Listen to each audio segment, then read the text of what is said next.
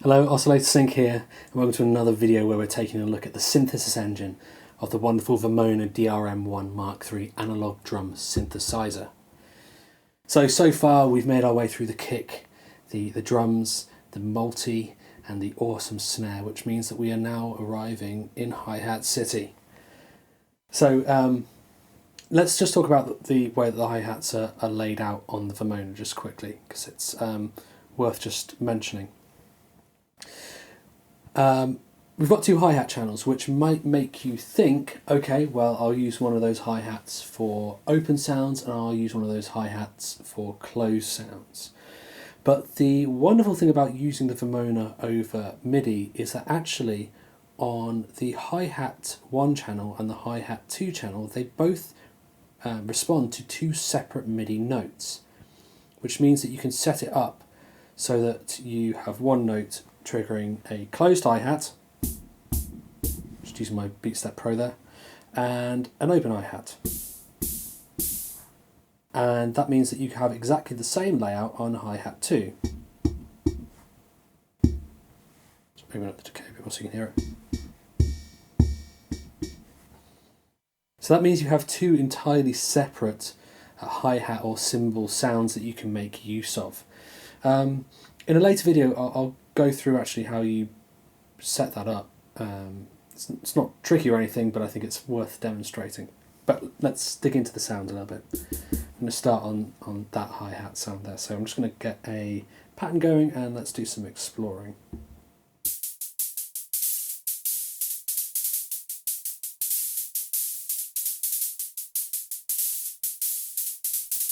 Okay, so where to start? Let's talk about how the voicing on the hi-hats actually works. So what we've actually got going is two separate voice sources that we can actually blend between the two, and we do that using the mix knob. So the one we're on at the moment is basically a noise source for all intents and purposes, but we have also, as we blend it in, a pitched source as well. So that's about 50-50, so center D-dent on the knob.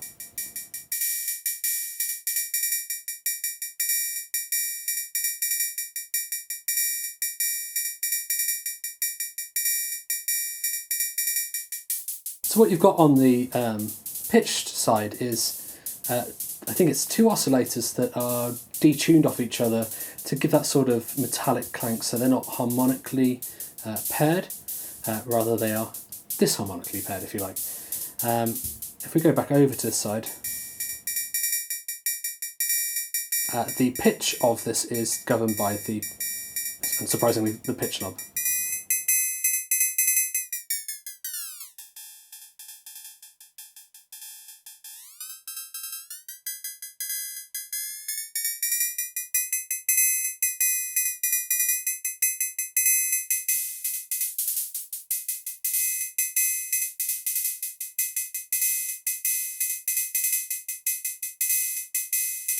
Okay, but we'll come back to the pitch side of this, because when we talk about some of the other functions that we have here, I think it's easier to hear them initially when we're using the noise source.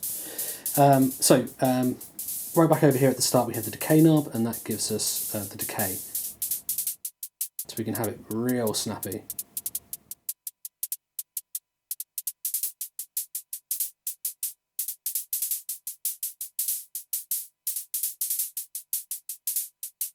Now, one thing I will say about the hi-hat channel here is that the decay of the open and the closed hi-hats are kind of paired. And what it means is you can't really easily have a very snappy closed and then a big long open one.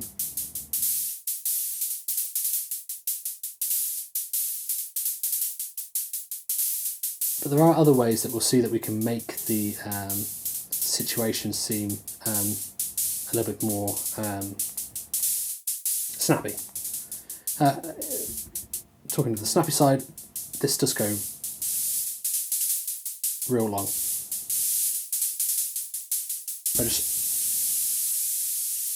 If I stop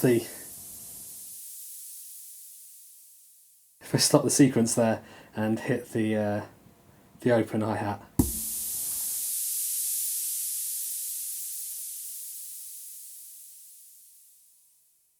it goes really, really long.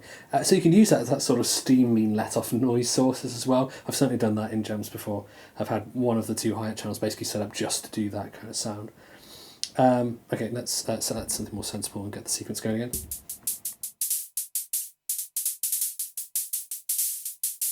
Okay, the other sort of sound source that we have here is the attack here, which is a bit different to the attack on the other channels in that it's not quite as much of a needle pulse as it is a pitched element.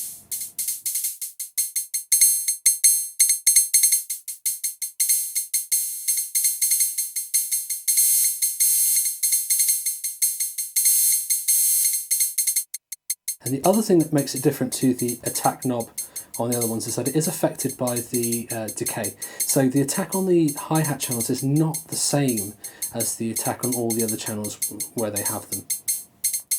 The other thing is that the attack is affected by the pitch.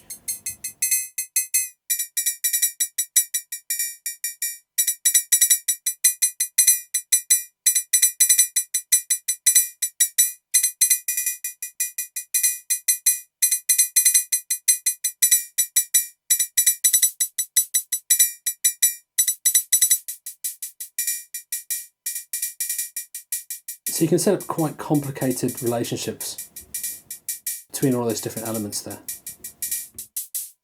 Just a moment, just while we look at the last bit, we'll just go back to a noise again. Okay, so the last sort of element that we've got here is the filter, and we've got a filter and reso knob separated by the bend and attack. The reason that the filter knob isn't by the bend is because the bend governs how the filter acts, not how the pitch acts. So again, that's a difference between the bend knobs on the previous channels that have had one and the way that it works on the hi-hat. So let's see what we can do with the filter when it's not moving.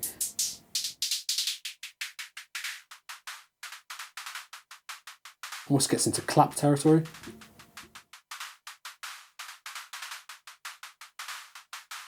You can hear that there's definitely some resonance sort of already preset.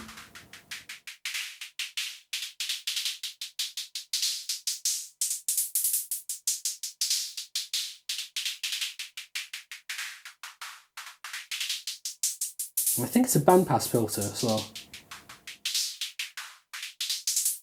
So let's give it a bit of resonance.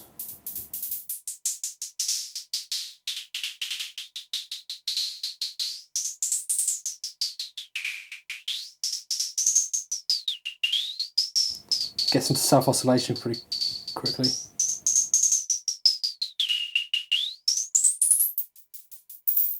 Get really cutting stuff.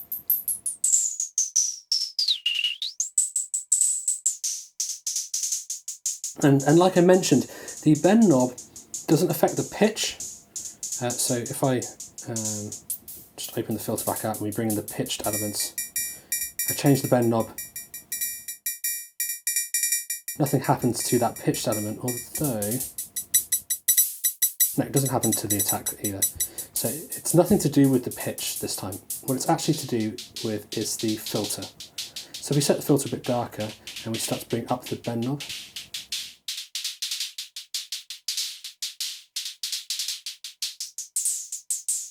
Probably easy to hear with a bit more resonance.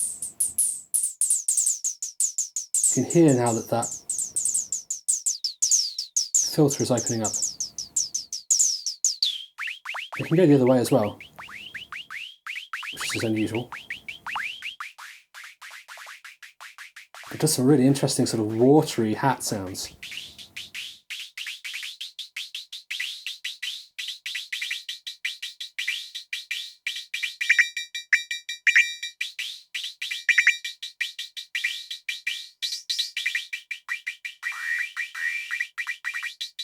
And the bend, like on the drum settings, is basically governed by the decay.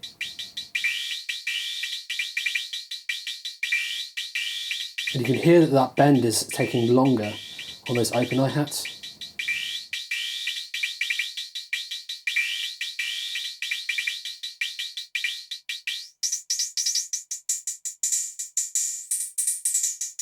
So by using the bend, we can, even without having the attack in, get a bit more punch from our filter opening instead.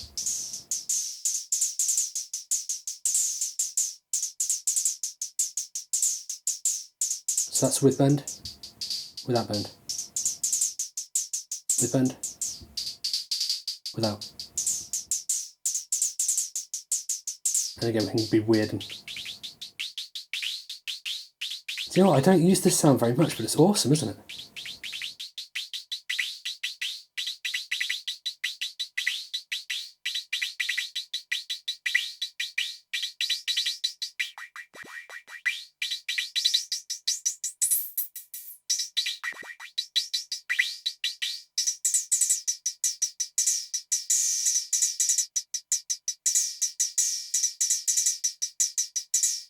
And of course we've got two hi-hat channels here, so we can do the old trick of panning them to separate sides, and I'll just dial in some of the other one.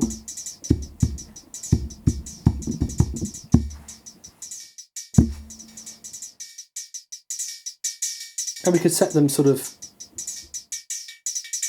kind of identically, I guess. Kind of do that trick. And get those stereo hats going. Or we can set them completely differently because there's so much range on this channel.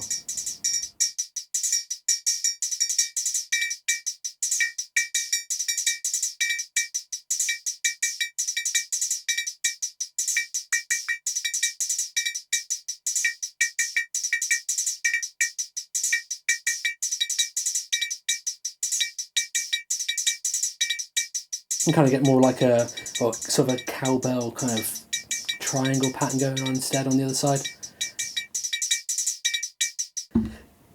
It's great, and they're really deep and rich sounding hi-hats. Just one other thing I wanted to show you quickly that I discovered is when you've got the decay real high and you start messing with some of the bend controls and having the resonance up, you can do some real cool special effects. Let's see if I can find one.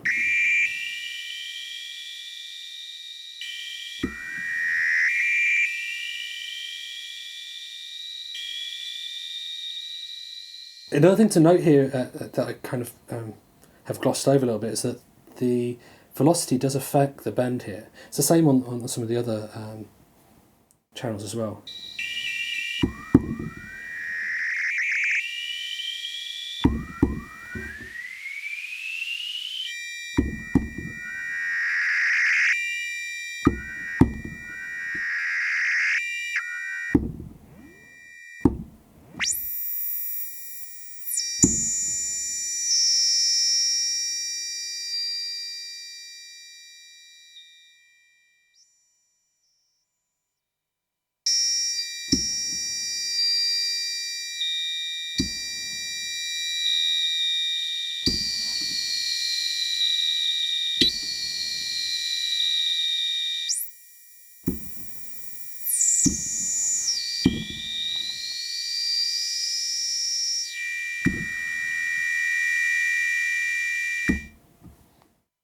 Yeah, so there's some weird stuff that you can do with those channels as well.